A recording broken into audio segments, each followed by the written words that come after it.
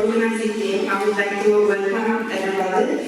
Thank you for coming. I would like to thank you, the panelists and the speakers, they agreed to attend the Women's Entrepreneurship Day. And I would like to thank you, big thank you to our special guest, Ms. Marjut, Deputy Chief Executive of the European Investment Bank. And we are privileged that she agreed to open the event. And I'm honored to have been asked to give the opening address here this evening. Women's Entrepreneurship Day has a simple mission: to support female entrepreneurs in their pursuit to strengthen local economies and to improve the lives of families and communities.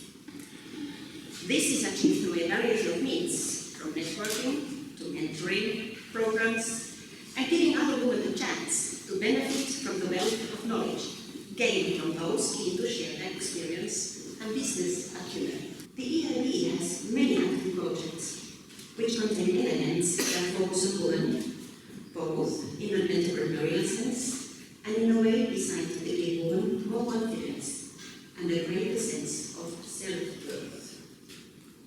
The support given to these companies is also aligned with the European Commission's plan to establish a network of female entrepreneurship ambassadors who can inspire other women to set up and succeed in their businesses.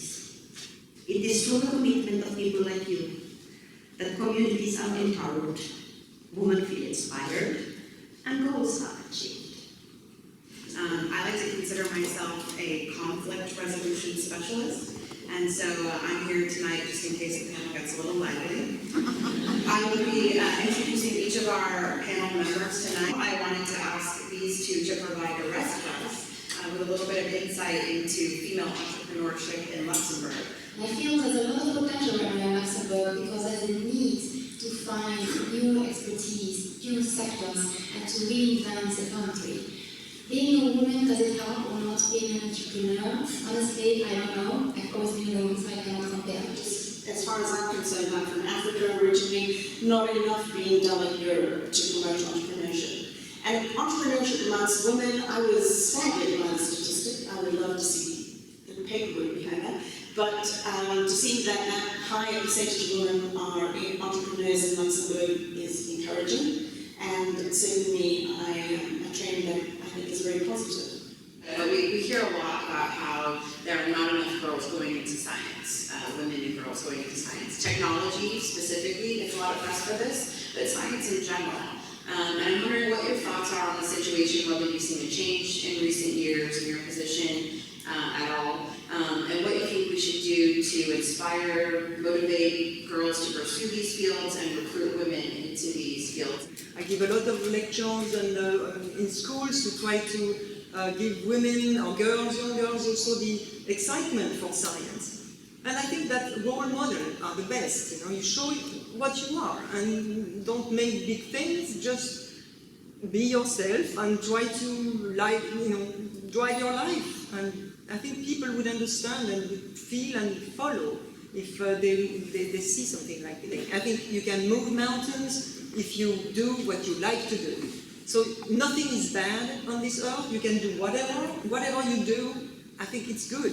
You just do it fully, and that's what matters. I have always done what I like to do, and I've worked like a nut, and I'm so happy I've done that, because I always think I'd do it today because tomorrow is too late.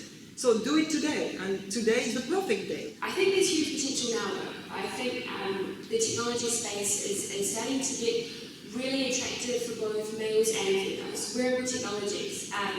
Technologies now that are female focused. So for the first time, we're actually seeing stuff come out that needs female opinion. It needs the way females work, fitness monitors, things like that. They don't work without having sort of female solid input.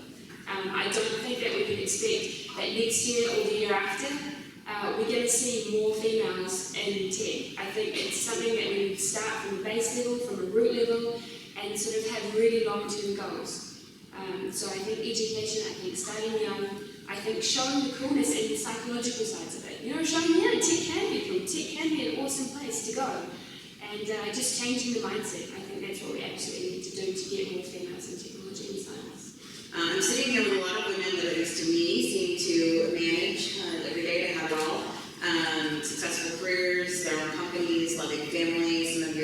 children and active social lives, managing to be here tonight.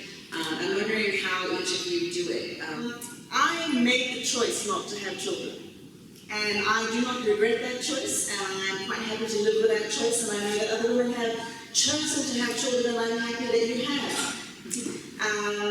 But I am a woman who feels that other women have the right to choose, and they should not feel intimidated into the fact that they need to have children in order to be a woman. So I have a huge amount of work. I wake up very early and I finish very late.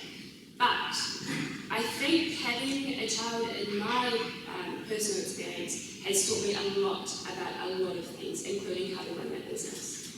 So don't be afraid of anything, just go for it. Choose what's right for you. Find your work-life balance. Maybe there isn't one, maybe there is, you just have to do it.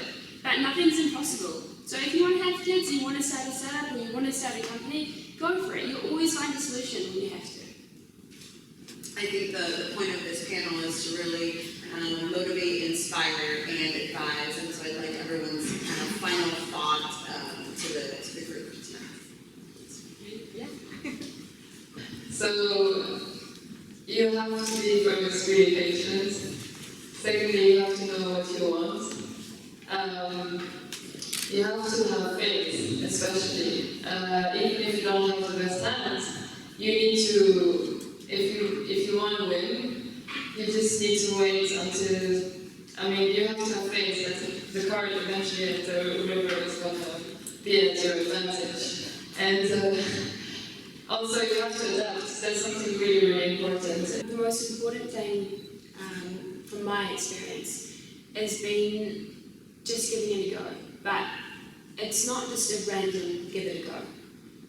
What I've found is that you can have an amazing idea, you can have an amazing technology, you can have an amazing team, but there's also a lot of other factors that aren't really talked about. There's got to be a lot of luck, and there's got to be a lot of good timing involved. So don't forget to do your homework as well. Don't forget to make sure that you're entering into something with knowledge, with information behind, with people that are potentially interested in what you're creating. Don't forget that you have a huge personal bias.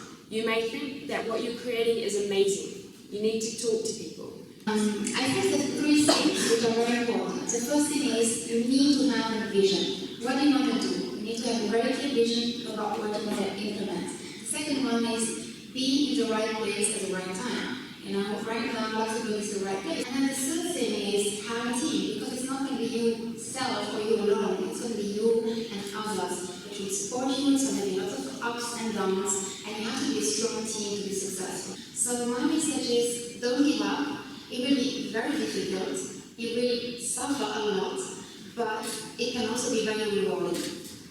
I've got 4 top tips for women who would like to advance their careers quickly.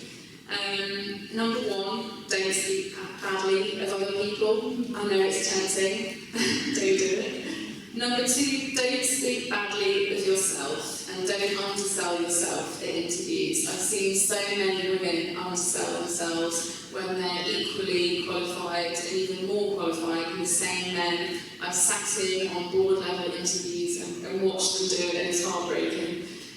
Thirdly, put yourself up for jobs when they become available. Don't think that you're less qualified than the next person.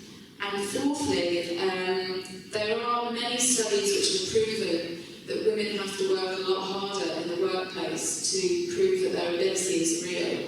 And therefore, women who stay within the same company for a bit longer have a more successful and faster career track than women that change employers more frequently. So my top tip is to build some trust with your employer, if you are happy there, of course, and just to build your career with them more quickly. I want to leave you with 3 notions. If you're getting started, or even if you're in your own business and you are struggling, because we all struggle in business, just as we struggle in careers or in anything. If you're going to get started or in your business, be passionate about what you do. There'll come a time when it becomes too much, and if you're not passionate about what you're doing, you definitely are going to, it's going to fall by the wayside. Be good at what you do. I've coached business people and entrepreneurs especially, and I get so many people who come to me and say, "Ah, it's really good. This person wants me to come into business with them. We're going to make lots of money." Yeah, but are you good at it? And they go, "Well, I don't know the first thing about it." And generally people then, the money doesn't happen because they're not good at what they do, and the customer realizes the difference. And the third thing is, make money at it. The world, unfortunately, revolves on money. I have seen people with the most interesting ideas and business concepts, but you really need something, if you're going to run a business, that makes you money. As women, we tend to want to do things for the love of it. You can love it as much as you like, but you need to be able to make money in it, okay? Work at it. Because you have to have some capabilities to be able to build something, or to build on something. And so my colleague mentioned that repeatedly. You have to just know, have knowledge, have technical knowledge, have knowledge of all kinds, but have built up something which can make you a strong person on a good basis. So be courageous with that and be tenacious with that. But this is for yourself, and this is what will help you grow the plant you will become. And I don't know if you realize the amazing opportunity that you have in business today as an entrepreneur.